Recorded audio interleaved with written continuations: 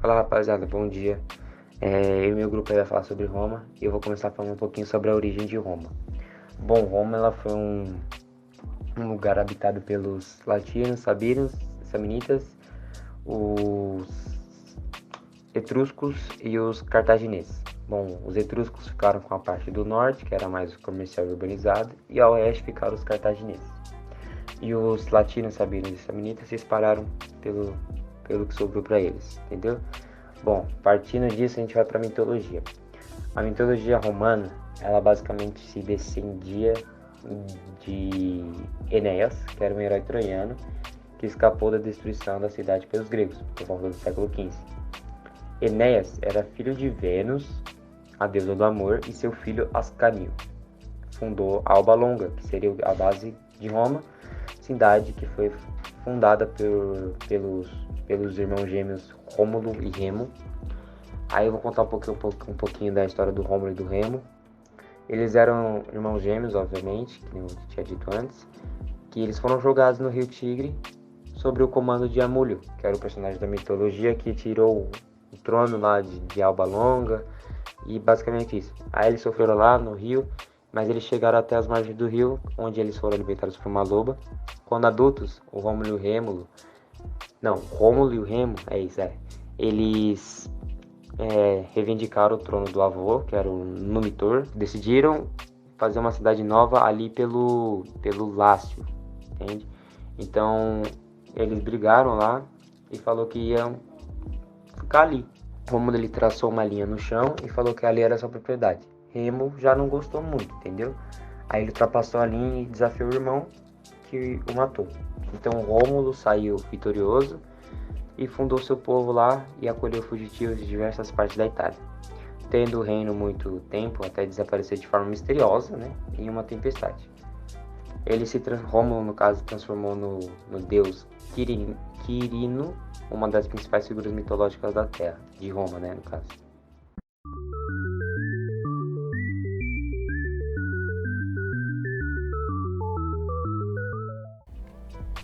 No período da monarquia em Roma, ocorreu a estruturação das bases sociais e políticas da cidade, onde um rei ele governava com o auxílio do Conselho de Anciões, que era formado pela nobreza romana. Porém, estava ocorrendo uma aproximação dos últimos reis com as camadas populares da sociedade, e isso preocupou a aristocracia, e eles acabaram articulando um golpe para banir a monarquia e instituir uma forma de governo mais inclinada aos seus próprios interesses. A base da sociedade romana abarcava pais, filhos, parentes ascendentes, descendentes e colaterais, escravizados e dependentes de natureza diversa. A autoridade paternal era fortíssima e ela possuía poderes muito amplos sobre o destino de sua família.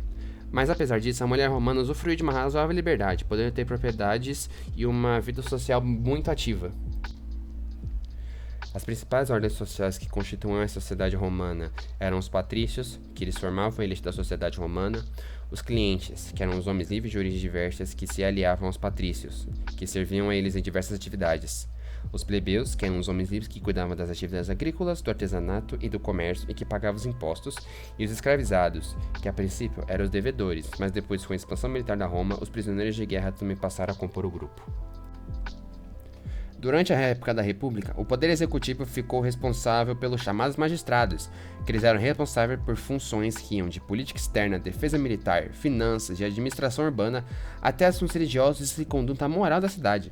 Esses caras eles eram eleitos pelos cidadãos por meio de assembleias populares, e eles deviam cumprir mandatos por um certo período determinado. Os magistrados mais importantes eram os consulês. O Senado romano era um órgão vitalício composto exclusivamente pela aristocracia, onde esses caras controlavam a finança política e elaboravam todas as leis. A partir do século V a.C., durante o período republicano, os plebeus intensificaram muito seus movimentos contrários às condições jurídicas, sociais, políticas e econômicas às quais estavam submetidos. Por causa da expansão militar em torno do Mediterrâneo, isso foi afetando muitas condições de vida da maioria dos plebeus, que antes eram aqueles que viviam nas áreas rurais como camponeses livres, pois as suas conquistas de novos territórios e o novo fluxo de trabalhadores estrangeiros escravizados acabaram provocando um aumento da concentração fundiária na mão daqueles chamados patrícios. Possuindo largos latifúndios cultivados pela mão de obra escrava, os patrícios acabaram expulsando os plebeios de sua terra, obrigando-os a migrarem para as cidades, especialmente Roma, onde eles viveriam uma situação de pura miséria. E como resultado dessa ação, a população urbana no Império ela cresceu bastante e isso acabou gerando problemas gravíssimos de urbanização e fome na maioria das cidades imperiais. A exploração em cima da plebe intensificou muito, e os plebeus foram os que mais se ressentiram, e isso acabou determinando o início dos séculos de lutas interminentes entre as ordens sociais. Como eles eram conscientes da sua importância econômica e militar, os plebeus acabaram organizando espécies de greves sociais, nas quais eles se retiravam da cidade, o que levou à organização com os patrícios. E após 200 anos de lutas e expressões, os plebeus conquistaram os significativos direitos, como a criação, em 494 a.C., do cargo tribuno da plebe, ocupado por magistrados que podiam vetar qualquer lei que contrariasse todos os interesses dos plebeus. Muito importante também que em 326 a.C., a escravidão por dívidas foi extinta, e nessa mesma sequência, outras leis concederam o acesso dos plebeus a vários importantes cargos públicos.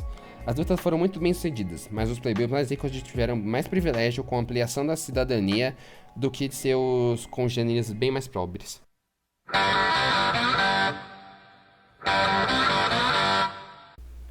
A cidade de Roma ela sofreu vários ataques de outros povos ali da Itália, né? E isso contribuiu para que o exército deles fosse se fortificando, né? Porque, vão atacando, eles vão ganhando, e isso vai deixando o exército deles cada vez mais experiente, né? Mais forte e tal. E com isso, eles foram ampliando o território deles, né? E eles chegaram até a conquistar a Itália inteira, né? Uma hora eles foram escravizando quem eles derrotavam, e outra hora eles foram fazendo aliança, né, com os outros povos. Tipo, eu ganhei, mas vamos fazer uma aliança. Pique isso. O próximo passo seria dominar a região do mar Mediterrâneo, né? Só que tinha uma cidade que era dos fenícios, que era uma potência comercial, que era a cidade de Cartago. Cartago, não sei. E isso fez com que Roma e Cartago entrassem em conflito, originando as guerras púnicas. E aí, depois de 3 guerras, né, Roma destruiu e derrotou Cartago. E aí eles definitivamente conquistaram o mar Mediterrâneo. E aí, a partir disso, foi declarado o Império de Roma, né, Império Romano. E aí tem 2 medidas ali que as pessoas foram explicando antes, que geraram 2 questionamentos que eu achei legais. Que é, em que medida a hegemonia romana teria nascido da agência política de massas? Autoexplicativo isso aí, né? E a outra é, até que ponto os cidadãos das camadas sociais populares exerciam um poder pouco efetivo? E em que sentido poderíamos dizer que a República Romana tinha um caráter democrático? Então, né? Isso aí é algo para se questionar, né? Aí, vamos lá. Essas guerras que eles foram gerando, né? Causaram muitas consequências na sociedade romana. Que foi a decadência dos plebeus, né? Que eles eram a base do exército, né? Então eles obviamente eram os que mais morriam nas guerras, né? E a ausência dos homens adultos, né? Que, eles também morreram nas guerras. Isso levou a muitos problemas financeiros para as famílias. E nisso foi gerando uma crise, e mesmo os plebeus que conseguiam manter as propriedades deles, eles não conseguiam competir com os latifúndios, que tinham muita gente e eram formados por escravos. Então, grande parte dos plebeus também se empobreceu e foram para as cidades. E aí, essa situação decadente da plebe foi tentativa de uma reforma de 2 plebeus, que eram os irmãos Tibério e Caio Graco. Eles lutaram para limitar o tamanho dos latifúndios e eles tentaram realizar uma reforma agrária. E aí os senadores se opuseram a isso e não aconteceu, né? E aí gerou um monte de violência, né? E nisso Tibério e Caio, eles morreram. E isso gerou o fracasso da reforma agrária, né? E aí alguns plebeus começaram a se dedicar ao comércio e ao abastecimento do exército. E isso eles foram enriquecendo, né? Formando uma nova classe social que era conhecida como cavaleiros ou homens novos. E essa ascensão desses plebeus trouxe mais tensões sociais ainda. E aí, nesse contexto, ocorreu uma divisão das elites, que eram em 2 partidos. De um lado, os optimates, que eram os que já eram ricos, e de outro lado, o Partido Popular, que era composto pelos homens novos aí, né? E aí, esses 2 partidos, por incrível que pareça, procuraram se aproximar da plebe, porque, né, tava maior crise, foi isso. E aí, as instituições políticas republicanas, elas acabaram fracassando, porque surgiram alguns chefes militares que eles tentavam chegar ao poder pela força, e aí gerou um monte de guerra civil. Aí o primeiro desses foram 3 militares, que foi Júlio César, Pompeu e Crasso, que eles dividiram o poder, formando o primeiro triunvirato, que esse triunvirato são 3 pessoas, né? E o equilíbrio entre esses 3 chefes não ocorreu e terminou uma nova guerra, na qual Júlio César derrotou o Pompeu e o outro Crasso já tinha morrido. E aí esse Júlio César ficou um pouquinho no governo e ele morreu também. Foi morto por um monte de senador. Isso deu origem ao segundo triunvirato, que são 3 pessoas de novo, né? Que era Otávio Augusto, Marco Antônio e Lépido. E aí, mesma coisa se repetiu, né? Novas disputas pelo poder. E aí Otávio Augusto conseguiu derrotar os outros e deu início ao Império Romano. É isso aí, gente. Life could be dream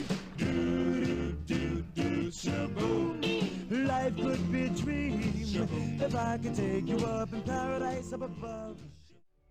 Império. Em 31 a.C., Otávio derrota Marco Antônio na disputa de poder em Roma. Como consequência, ocorreram diversas reformas políticas que resultaram no fim da República Romana e no início do Império Romano. Por conta disso, Otávio passou a representar uma possibilidade de estabilidade política e social em Roma. Para isso, ele manteve o funcionamento das principais instituições republicanas, demonstrou respeito pelo Senado e contou com o apoio do exército. Em troca, o Senado concedeu os títulos de primeiro senador, imperador, tribuno da plebe, procônsul e augusto a Otávio, fazendo com que os poderes econômicos, políticos e religiosos ficassem concentrados na figura de Otávio.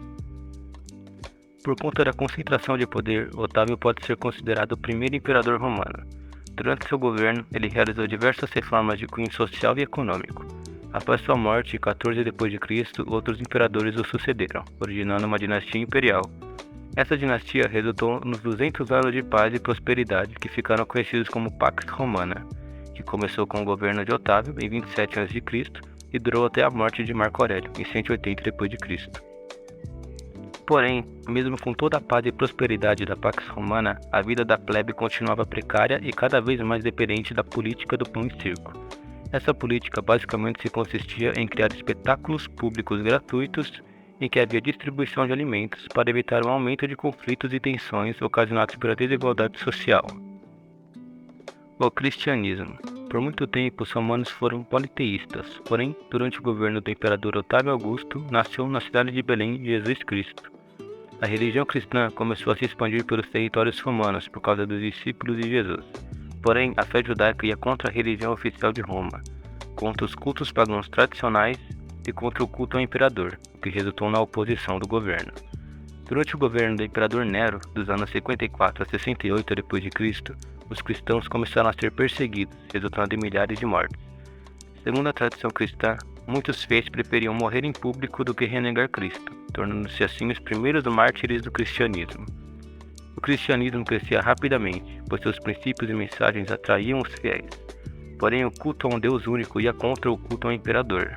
E, no Império Romano, o culto era um importante momento de coesão social, e deixar de participar dele era uma grave ofensa ao imperador e um sinal de desagregação da ordem social.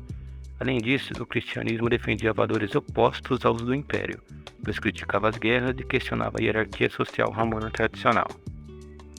No século IV, o imperador Constantino se converteu ao cristianismo. Por meio do Edito de Milão, foram permitidos o livre exercício de qualquer religião, a neutralidade religiosa do Império e a restituição de bens e propriedades confiscadas da Igreja em perseguição anteriores. Entretanto, o imperador Teodósio I, mediante o Edito de Tessalônica, decretou o cristianismo como religião oficial do Império Romano, abolindo o politeísmo e fechando templos considerados pagãos.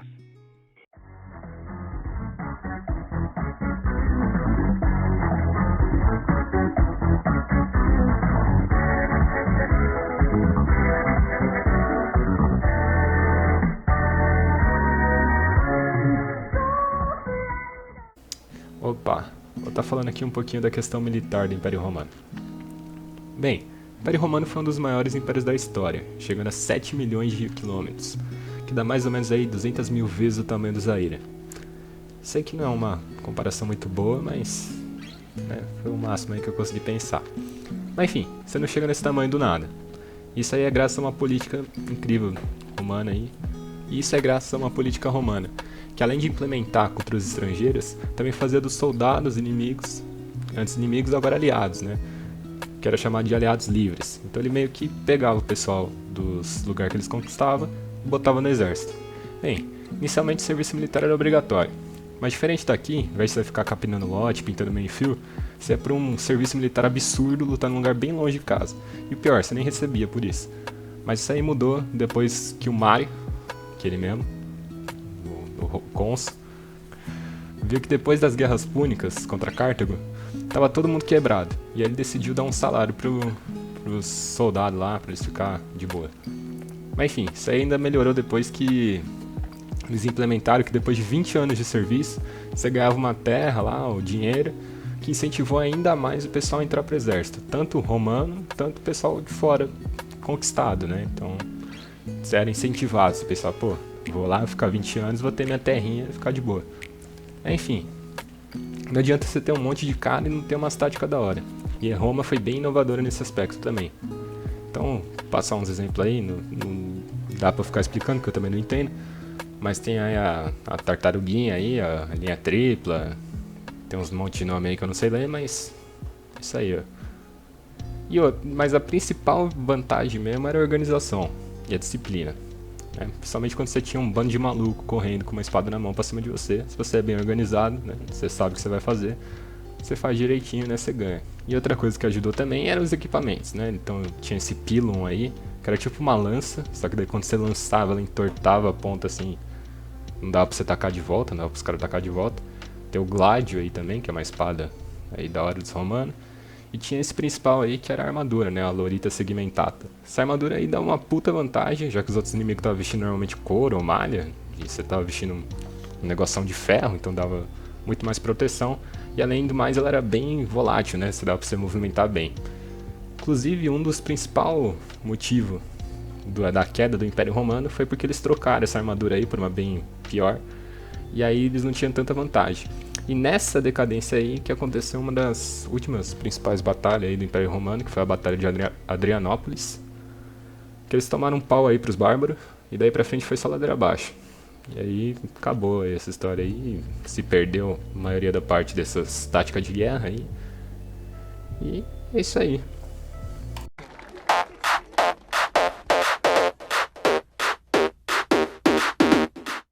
A queda do Império Romano foi um processo complexo e multifacetado que durou várias décadas e envolveu uma série de fatores. Alguns dos acontecimentos sequenciais começam pela crise do terceiro século, que durante esse período o Império enfrentou uma série de crises políticas, econômicas e militares, incluindo a ascensão de vários usurpadores e a ameaça de invasões bárbaras. Seguida da divisão do Império, no ano 284, Diocleciano ele se tornou imperador e iniciou uma série de reformas que incluíram a divisão do Império em duas partes, o Império Romano do Ocidente e do Oriente.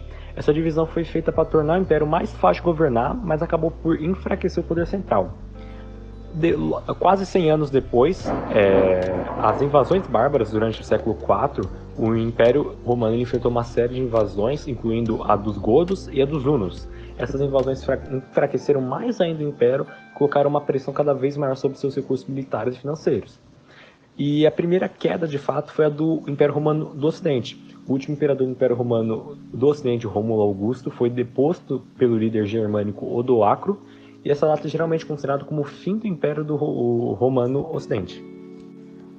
Mesmo que outros fatores como a instabilidade política, corrupção, a decadência cultural e econômica, escassez de mão de obra, pressões fiscais tenham contribuído para a queda do Império, as decisões tomadas pelo imperador foram o gatilho para a queda do mesmo.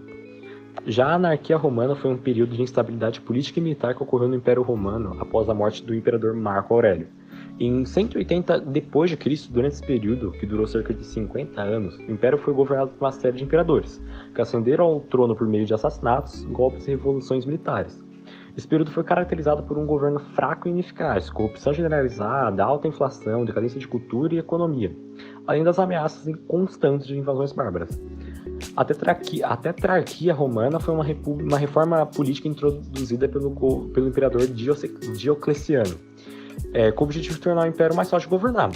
Tendo dividido o império em algumas partes, 2 governadas pelo principal, conhecido como Augusto, e outras 2 pelos seus vice-imperadores, como os conhecidos Césares.